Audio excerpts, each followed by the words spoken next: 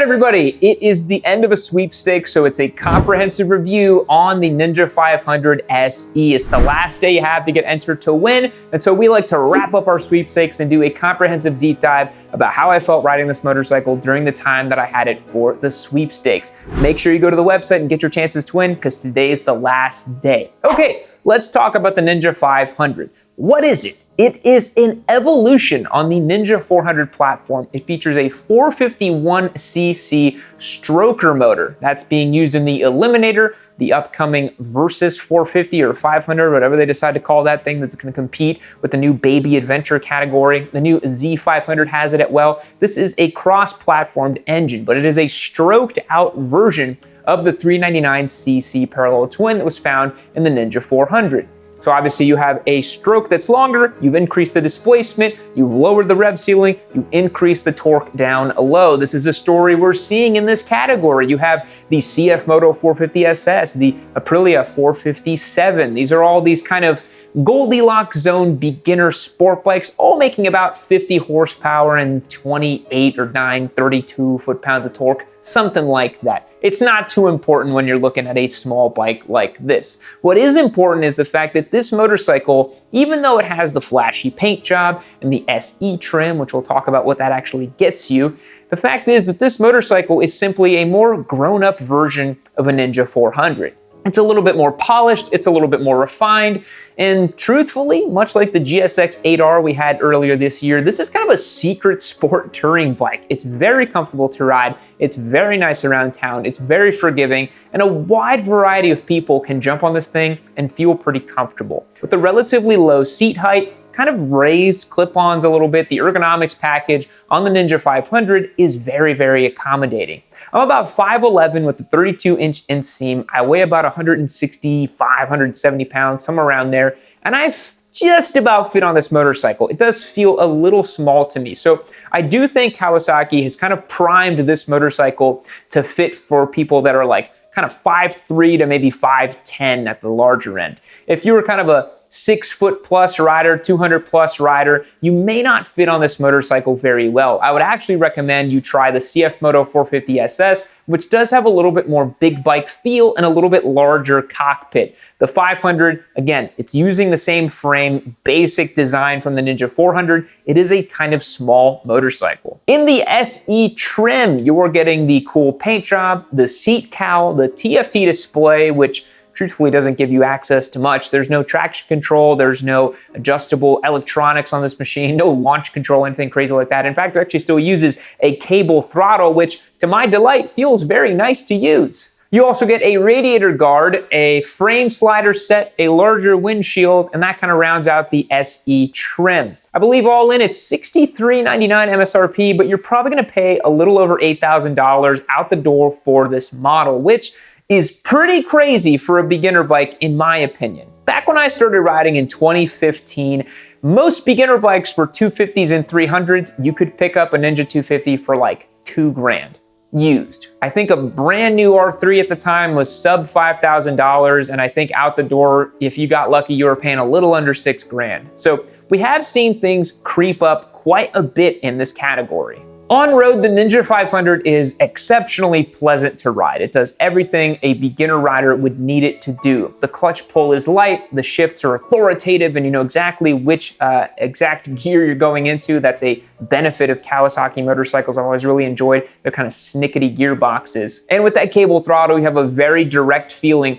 over what the engagement of clutch and throttle are actually doing, which is great for the beginner rider. This motorcycle does have, in theory, a less premium braking components over the competition. The Aprilia RS457 features a large radial-mounted braking system. The CF Moto has a Brembo caliper, but truthfully, even with an axial pull master cylinder and a tiny caliper up front, you have plenty of braking power, and it's nice and progressive. You're not gonna be able to stamp on it and tuck the front end as a beginner rider. The Ninja 500 has also kind of grown a little bit in its dimensions. The front headlight and assembly is a little bit bigger than it used to be on the 400, kind of adding to that big bike look and presence that the motorcycle has. When you see them parked on the side of the road, they look like a big bike. They look like they fit within the Kawasaki ZX6 and ZX10 line of motorcycles. And truthfully, if you had no idea what you were looking at, you probably think it's a ZX6 or ZX10. Hell, even as a super experienced motorcyclist, the only way I know that these are the little bikes is by looking at the rear tire and seeing, oh yeah, it doesn't have enough meat on the rear for it to be a big bike. But yeah, your average normie is gonna think this is some super cool crotch rocket. That is until you start it up and the 180-degree crank kinda tells you otherwise. Perhaps the most disappointing part about the Ninja 500 is the fact that it features the traditional 180-degree crank.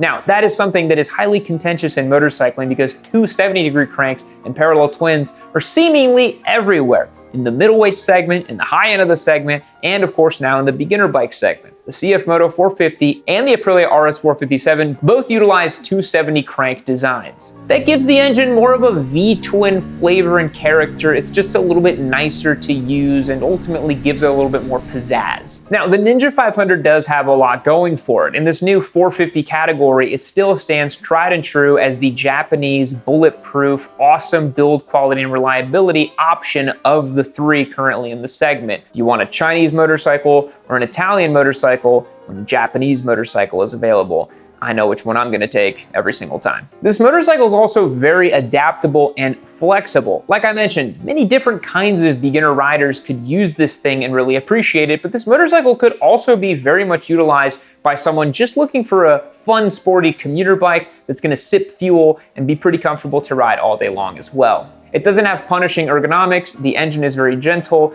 and honestly, it can pick up to highway speeds pretty easily. Despite only having about 50-something horsepower, the Ninja 500 accelerates to 60 pretty darn quickly and can reach a top speed of about probably 118 miles an hour, giving you plenty of flexibility in the 70 to 100 range when you're on the highway. Combine that with pretty good aerodynamics, and you'd be pretty surprised at how this motorcycle performs in that 70 to 100 range. You can skip around traffic probably without dropping a gear. So is it a motorcycle you're going to hold on to once you're ready to upgrade? Well, again, that depends on what kind of rider you are. I don't think that this motorcycle serves itself very well as a track day training tool. It's a little bit bloated, it's not quite as rev happy as the old 400s, and you have to do quite a bit to make this thing a little track worthy in my opinion. If you're a first-time track day rider, you've never done much track day stuff, you'll probably get just fine with this as a stock motorcycle. But again, I've raced 400s and done lots of track days in racing, and to me, there's a lot of work that would need to be done for this to be track worthy. The suspension is quite soft, the brakes are quite pillowy, and again, it's just a little bloated with features. However, if you wanted to keep this motorcycle as your fuel-sipping commuter option, maybe a bike to keep in your stable to teach other people how to ride,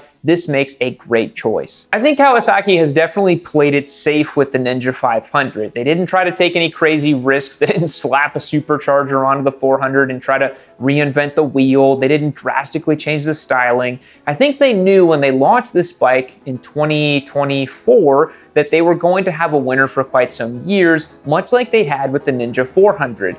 And from a business perspective, you know that Kawasaki has saved a ton of money by utilizing the same frame and engine design and front end, and so many parts from the Ninja 400 are just carried over into this bike. The R&D has been more than paid for, and they're just printing money on these things. So what do I rate it, and would I get it? Well, I think the Ninja 500 certainly hits above an 8 out of 10. It doesn't have enough spice and character for me to start getting it up into the 9 range. It's not quite as exciting. It's not a completely new platform.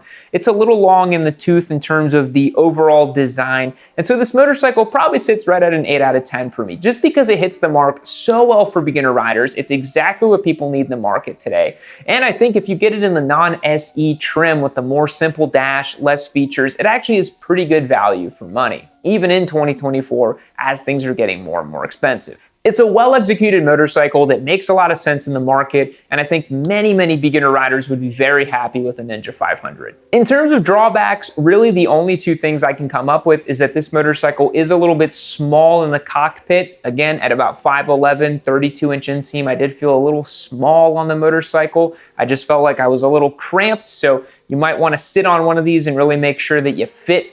And I think the second thing, of course, is that 180-degree parallel twin. It's just a little lawnmower-y, just a little old feeling. It doesn't really feel all that special. And so that's something you might want to think about if you're looking at the other bikes in the category. But folks, that's going to wrap up my comprehensive review on the Ninja 500. This is a great motorcycle, and I think one of you out there should definitely have fun ripping around on this giveaway bike, because today's the last day to get entered to win. Make sure you get your chances locked and loaded, and in 2 days, next Monday, we will be launching the brand new giveaway bike that we're gonna be going on yammynoob.co. Thanks so much for checking out today's video. I truly do appreciate it. We'll catch you in the next one. See you later. Few things in life are a certainty. This Yammy Noob video being over is one of them. Death, taxes, and me giving away motorcycles. It's inevitable as the heat death of the universe. Head over to yammynoob.co while you're waiting for this next video to queue up and become a member. It's that easy. It's gonna take you 1 minute. You'll get access to win all of my giveaway bikes. If you're tired of being sad and not owning a motorcycle, this is the best way to do it, folks. Keep watching Yammy Noob.